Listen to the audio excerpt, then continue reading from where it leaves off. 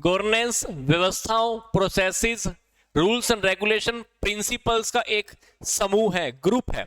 मतलब corporate governance के अंदर हम rules, regulation, principles, concept, ethics, नैतिक नियम सबको लेके चलने वाले, इन सभी का एक ग्रुप है। क्या? निगमित शासन। तो निगमित शासन यह सुनिश्चित करता है कि सभी लोगों के हितों की सुरक्षा हो। सभी लोग कौन से? चाहे वो शेयर होल्डर हैं, चाहे वो क्रेडिटर्स हैं, चाहे वो सप्लायर्स हैं, चाहे वो कोई भी हैं, सभी के हितों की सुरक्षा होनी चाहिए। जो भी लोग कंपनियों में इंटरेस्ट रखते हैं, सभी के हितों की सुरक्षा हो। ये कौन फिक्स करता है? निगमित शासन, बोले तो कॉर्पोरेट गवर्नेंस। तो हम क्या करते हैं? सभी के हितों की सुरक्षा हो और उनमें संतुलन, बोले तो बैलेंस बन सके। तो इसमें हम कौन कौन से पहलू, कौन कौन से एक्सपेक्ट लेके चलते हैं? पहली बात, बिजनेस में जो भी एक्टिविटीज हो, बिजनेस जब भी कोई व्यवहार करे, उसमें क्या होनी चाहिए? पारदर्शिता होनी चाहिए, ट्रांसपेरेंसी। पूरी इंफॉर्मेशन और सही तरीके से हम उसको प्रकट करें, बोले तो डिस्क्लोज करना, उनको शो करना। जो भी वैधानिक एक्ट हैं, रूल्स एंड रेगुलेशन है, जो सबके लिए मानने बहुत जरूरी होते हैं, वैधानिक नियम, हम उनकी पालन करें।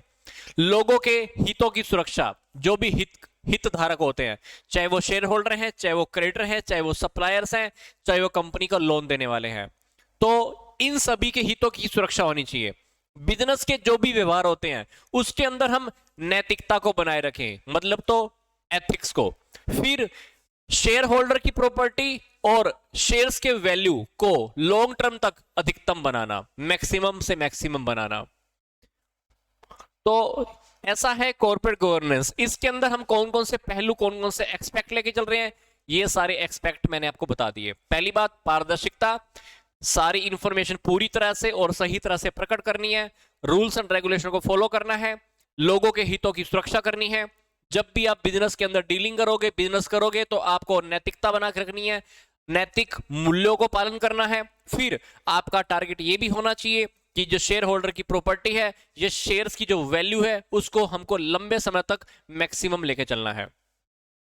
अब बात करते हैं कि कहते हैं कि कॉर्पोरेट गवर्नेंस की क्या नीड है। सिंपल सी बात है, सोच के देखो, कहीं ना कहीं गड़बड़ हो रही है, प्रॉपर्टीज की वैल्यू कम दिखाई जा रही है, झूठी विंडो ड्रेसिंग भी की जाती होगी। तो काफी सारे कारण हैं, जिन कारणों की वजह से हमको अब लगता है कि हाँ, अब कॉर्पोरेट गवर्नेंस की जरूरत है, आवश्यकता है। तो क्यों है, देख लेते हैं।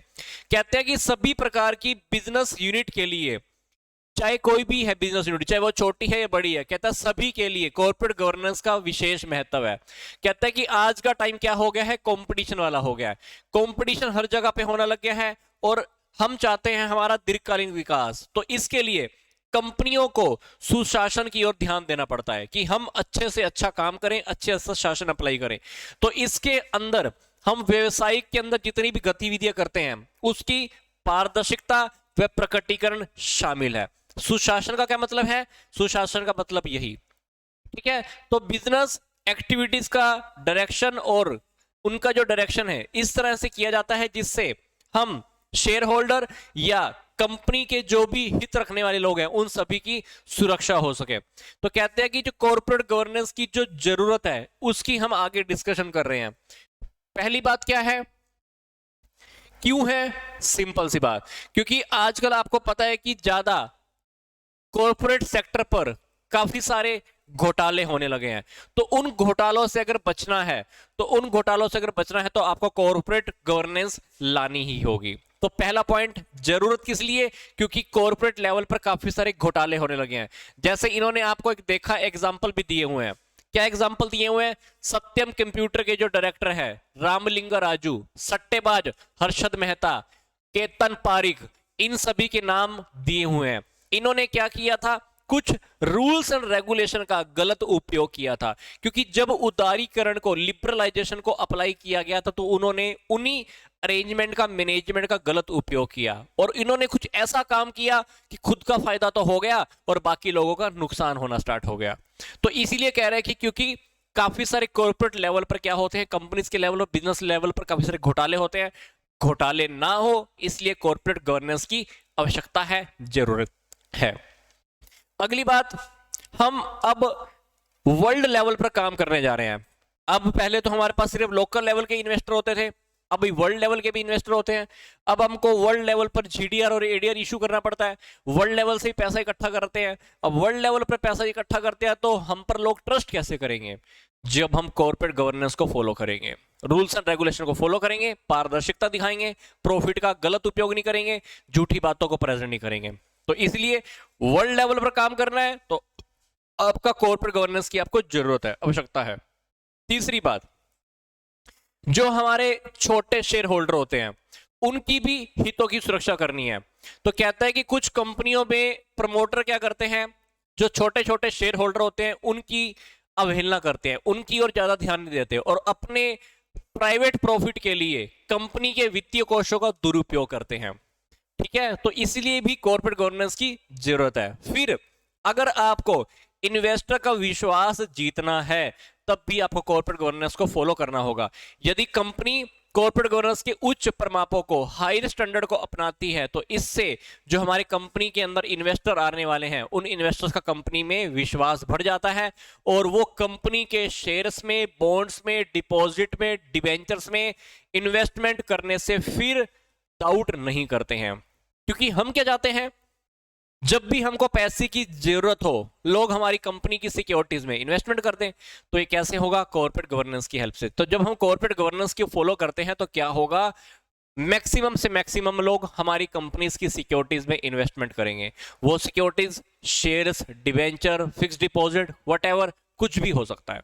तो कॉर्पोरेट गवर्नेंस की इसलिए भी जरूरत है क्योंकि उन लोगों का कंपनीज के ऊपर विश्वास बढ़ जाता है। अब बात करते हैं कि ये जो कॉर्पोरेट गवर्नेंस है इसकी क्या उद्देश्य है। पहला टारगेट, शेयर होल्डर की प्रॉपर्टीज को बनाना। अब चाहे कस्टमर है, सप्लायर्स है, एम्प्लॉइज है, बैंकर है, गवर्नमेंट है, कम्युनिटी है, सभी की हितों की सुरक्षा करना। लंबे समय के लिए हमको परफॉर्मेंस में सुधार लाना, विश्वास का माहौल बनाना, लोकल लेवल पर और इंटरनेशनल लेवल पर भी अब हम शेयर इशू करके पैसा इकट्ठा कर सकते हैं। इसका यह भी उद्देश्य है। कंपनी के जो भी मैनेजमेंट के मामले हैं उनमें भी पारदर्शिता लाना, इंफॉर्मेशन का समय पर सही और पूरी तरह से प्रकटीकरण करना, जो भी बिजनेस के लेवल पर घोटाले होते हैं, गड़बड़ियां होती हैं, उन गड़बड़ियों को रोकना, बाहर के इन्वायरमेंट से होने वाले रिस्क और चैलेंजेस से बिजनेस यूनिट की सुरक्षा करना। तो एक कॉर्पोरेट गवर्नेंस के ये उद्देश्य हैं। तो पहली बात तो क्या है, कॉर्पोरेट गवर्नेंस करने से जब हम अप्लाई कर देते हैं तो इससे शेयर होल्डर की प्रॉपर्टीज इंक्रीज होती है, बिजनेस लंबे समय तक चलेगा, फिर जो भी परफॉर्मेंस हमारी बढ़ जाती है, इन लोगों की हितों की सुरक्षा हो जाती है, विश्वास बनता है। लोकल लेवल पर तो हम पैसा इकट्ठा कर ही सकते हैं, ग्लोबल लेवल पर, फॉरेन लेवल पर भी हम क्या कर सकते हैं, शेयर इशू करके पैसा इकट्ठा कर सकते हैं। मैनेजमेंट के जो भी मामले हैं उनमें पारदर्शिता लानी, समय समय पर सही और प्राप्त सूचनाएं इकट्ठी करनी, प्रेजेंट करना, घोटालों को रोकना, बाहर से जो भी हमारे ऊपर प्रभाव पड़ता है बाहर के वातावरण से, वो प्रभाव जोखिम के रूप में हो सकता है या चैलेंज के रूप में भी हो सकता है, तो उनका प्रभाव कम करना और बिजनेस को सुरक्षा प्रदान करना ताकि हमारा बिजनेस लंबे समय तक चलता रहे। तो इसलिए निगमित सुशासन के उद्देश्य हैं। जरूरत है